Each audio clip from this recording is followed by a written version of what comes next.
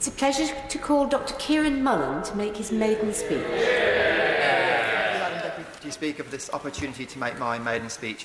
I'm conscious of the seriousness of this topic as I embark on the traditional features of a maiden speech to start with, but we know the positive community stories I will share are exactly what the terrorists seek to destroy and that this bill seeks to stop them from doing.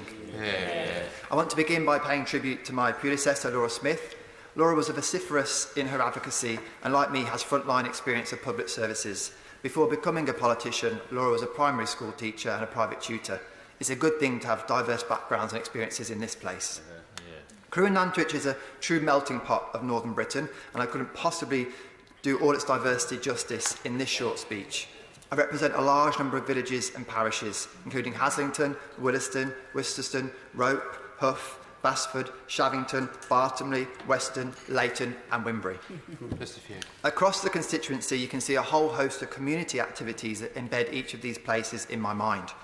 Huff Village will always be better known to me as the home of a monthly charity bingo club set up by village resident Celia Brown. Raising thousands of pounds for charity over the years, I pay tribute to the amazing contribution Celia and her family have made to charity fundraising. Williston hosts the annual World Worm Charming Championship, which sees competitors travel from as far afield as New Zealand and Australia. I will ensure that the upcoming reform of the immigration system makes the necessary visas available for those wishing to compete in this important global competition. We have a host of fantastic local sports teams, including Crewe and Nantwich Rugby Club that I play for. There is no better way of keeping your feet firmly on the ground than running around on the rugby pitch on a Saturday with teammates and opposition who couldn't care less about me being an MP, as a bruise on my cheek testifies to. The second team that I play for have a two-part team motto, the first part of which is win or lose, and the second part contains unparliamentary language I can't repeat in this place. But inevitably, the constituency is best known for its two towns of Crewe and Nantwich.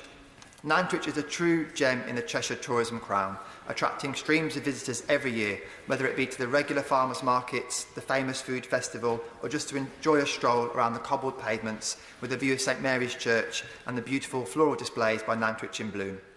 It's home to Barony Park, championed by friends of Barony Park and their irrepressible cheerleader, Rachel Wright. Crewe is a town with a proud history, and there can be no better example of the kinds of towns this government is pledged to support. Everywhere you look, there are people fighting to make a difference. People like David MacDonald and Margaret Smith working hard to improve Crewe as part of Crewe Clean Team. And when the Beechmere residential home burnt down last year, the whole community rallied round. But it faces a declining high street and an ongoing struggle to return once again to the high point of its enormous contribution to our national economy as home to Crewe Works, which at one point employed 20,000 people designing and building world-famous trains. The site's famous 11-metre tall wall, standing for more than a century, was finally knocked down last year to make way for development. I grudgingly understand why this might have been the right decision, but it serves as a symbol of what we must get right for all of Crewe. Yes, let's see progress, as we soon will with the arrival of HS2 and with the town's fund investment. But we must ensure the reward is worth the cost, and losing the wall and the legacy it represents has been a blow for many local residents. Bombardier have allowed me to have a brick from that wall.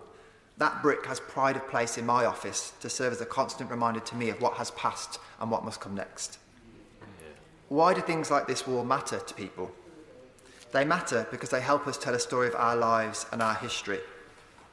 7 years ago, as a junior doctor, I had the privilege to look after Jan Krasnodebski, a Polish man of quiet dignity, admitted to hospital towards the end of his life.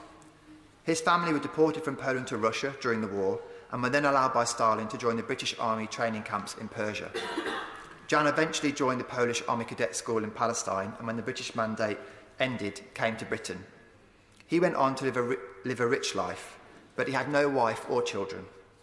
We would sometimes talk in the evenings, and he told me of his worry that without children of his own, his life would not be as vividly remembered as it deserved to be. As a gay man, the question of whether I will have children, how I would be remembered, sometimes crossed my mind at the time, so I felt an affinity towards him. We agreed that I would write the story of his life, so he could share it with others and ensure it would be remembered. And for a week, after I finished work, I sat with him as he quietly but studiously sketched it out for me. It was the story of two generations, both his and his parents, who lived in a world more precarious than most of us can imagine. and full of hardship but also dignity. What we wrote together was read at his funeral following his death a couple of months after he left hospital. In preparing this speech, I revisited this story, and in it, I think we can find some clues as to why, despite the hardship they faced, the upheaval, families like Jan's and the communities they lived in still lived content lives. As I share Jan's words now, they enter Hansard, so he can be sure his story is preserved forever. Jan told me, you can have a happy, fulfilled life as long as you do something that you think is important. When we get home from this place in the evenings, we climb into bed and all the pomp and the ceremony and the expectations on us fall away, and we're no different to Jan in his hospital bed, wanting to reflect on his life and feel it had meaning. And our constituents are no different either. Listening to the maiden speeches of many new members, I've been struck by how many have spoken about what we know is increasingly missing from people's lives. It's that sense of how they fit in with this ever-changing, complicated world we live in. People want meaning and a sense of where they belong. We forget too often that that comes in the form of expectations and obligations on us. Delivering on what we must give to others and what is expected of us helps to create our own sense of worth. There are no simple solutions to this challenge of people struggling with their identity and place in the world. If you have a low-paid, skilled job, but every week you help run a women's refuge, you can feel important. On the other hand, you can have a high-paid, high-skilled job, but get lost in the world of addiction because what you earn on its own has given you no sense of meaning. You can live on a deprived housing estate surrounded by drug-dealing gangs, but feel no temptation to join them because your loving family is all the community that you need. And you can hold enormous talent in your hands, but not feel valued because society has decided that grafting all day for a great wage is not as important or worthy as going to university. Today we are talking about the evils of terrorism, but at the heart of any successful terrorist recruitment campaign are people who have lost that sense of meaning in their own lives, leaving them vulnerable to simple narratives of victimhood and betrayal.